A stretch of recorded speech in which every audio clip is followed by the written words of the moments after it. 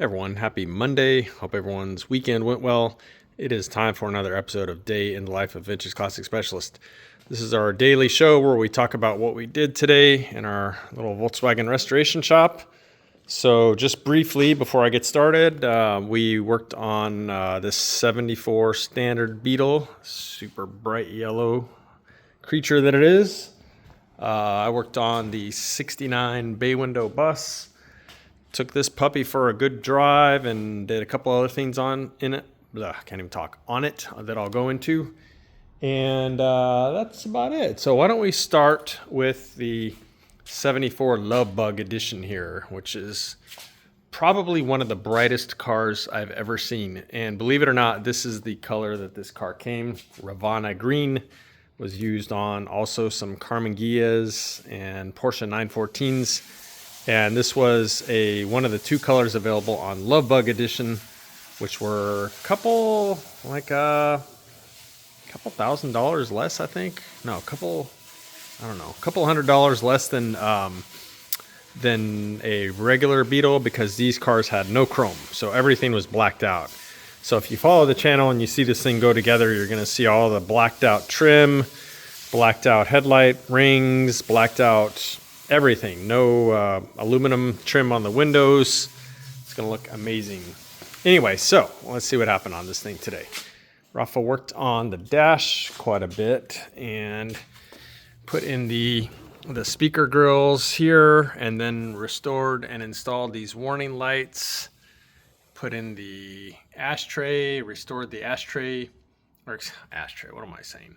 The glove box, how about that? He restored the glove box itself, which was the original one on the car. Really nice shape. Cleaned it up, painted it on the inside. So these, unlike earlier cars, were kind of gray on the inside. Earlier cars, they were more of like a tan or a camel color. And our painter had painted these pieces here, color called gray black, Volkswagen color, and then went and polished them all up and so on. So yeah, dash on this thing's really coming together. And again, this is the original dash pad on here, which amazingly has, I think, only one little crack, which we managed to repair. So incredible in that good a shape on a car of this age. Although this car is a 74, so I am not embarrassed to say that I'm actually a couple of years older than this car. And I don't think I have any cracks. I don't know, maybe I do. Who knows? I did have a broken wrist, though. And another broken wrist at some point. Anyway, yeah, so what else did he do? He worked on some of the ventilation up in here, the fresh air system hoses and the heater hoses. These things just have hoses going every which way up underneath the dash. So spent some time connecting all that stuff up underneath there. And yeah, slowly but surely, these cars are much, much more complicated actually than earlier Beetles. Even just the heater alone, there's just tubes running everywhere. Earlier ones, there's like one running up to the corner of the windshield there. And other than the outlets on the floor, that's pretty much it. These are just tubes running everywhere.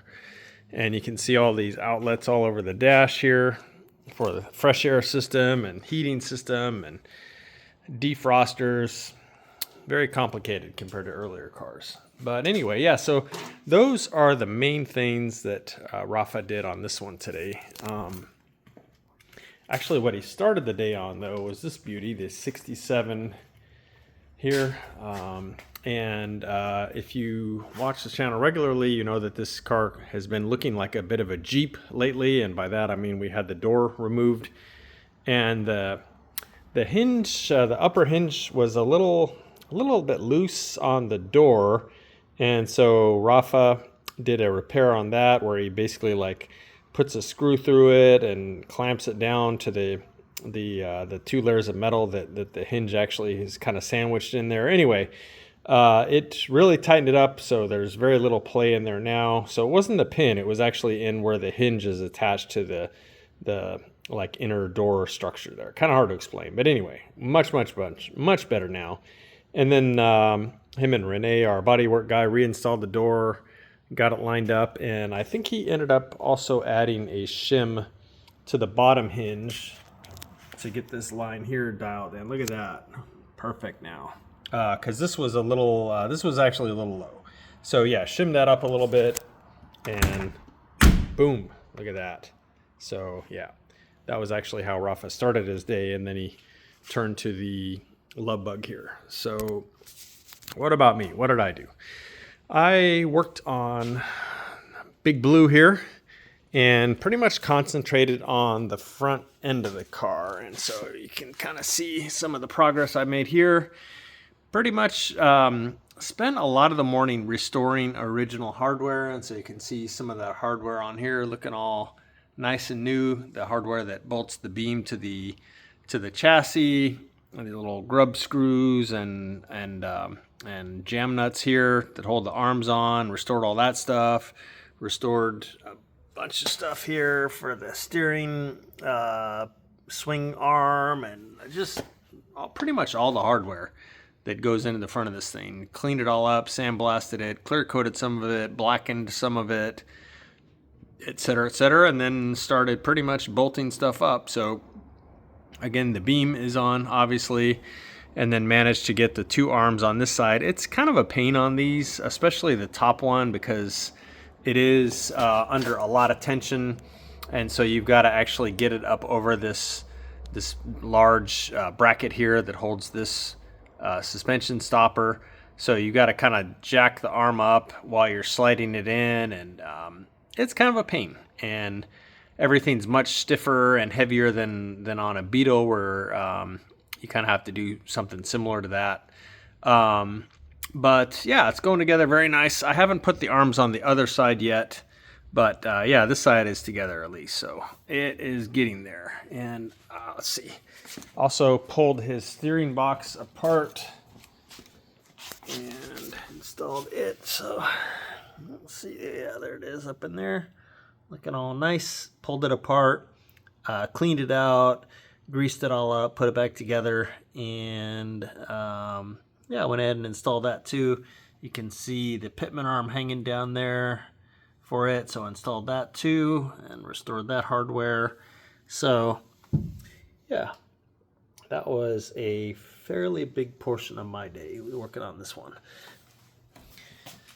So I did also, as I mentioned, mess around with the Speedster a little bit, which is done. Well, it's done now, but it was like that close to done. So I talked to the owner today, and I kept meaning to mention to him, and finally remembered today after I took the car for a good drive. I'll talk about that in a minute, the drive.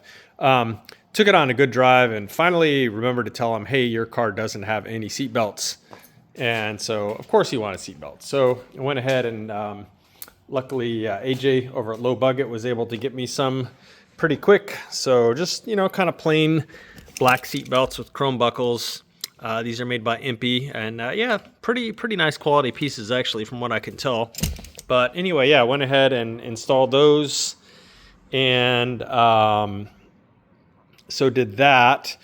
I did take it for about a 10-mile drive around Orange today, and let me tell you guys, this thing is actually super fun to drive.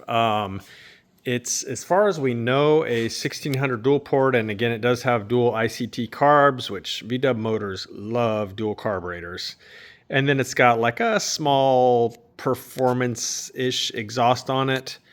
And, so it's definitely making more than a stock 1600 dual port. So it may be putting out, I don't even know, 60, 65 horsepower, 70 maybe, probably not. I don't know, who knows? But anyway, it's more than the stock 50 or 55 for sure. And of course, this car doesn't weigh much compared to a Beetle because it's just fiberglass body bolted to a Beetle chassis. So yeah, it probably weighs, I would say, several hundred pounds at least, less than a Beetle. So this little motor yanks it around pretty good. I had a pretty good time driving this around Orange today with the wind in my hair and all that good stuff. So look out later. I will actually post a short driving video of this car. Probably go ahead and post that up tonight. But yeah, super fun to drive. And so yeah, he is coming to get it tomorrow. Seat belts are in it now, and this car, I think it's about as good as it's going to get. There's still a few things on it that, you know, if the owner didn't have a budget or anything, I would probably, one of the things I'd probably want to do is like rewire this whole car, because a lot of the stuff just doesn't really work. But the wiring on it is pretty messy, pretty bad, pretty old, lots of amateur looking wire, lots of wires that are, you know, not connected to anything all over the place. But, you know, the headlights work, the tail lights work, the brake lights work, the speedometer works, the tachometer works. It's got an amp meter that works. So kind of the basics. The turn signals kind of work. I think they work in one direction but not the other. But again, on a car with wiring that's sort of as bad as this, you're really probably better off to just yank everything out and start over. And customer is a bit cost sensitive because he's way deeper into this car than he thought he would be, because it was a lot more problematic than he realized when he bought it. So I'm recommending that we just kind of stop there. It's safe, it's fun to drive, it seems like it's going to be really reliable. So just take it, have some fun with it, and I think he's going to enjoy it. Well, I think once he drives it now, he's going to be very happy with this car. Yeah, look for the video of driving this one a little later.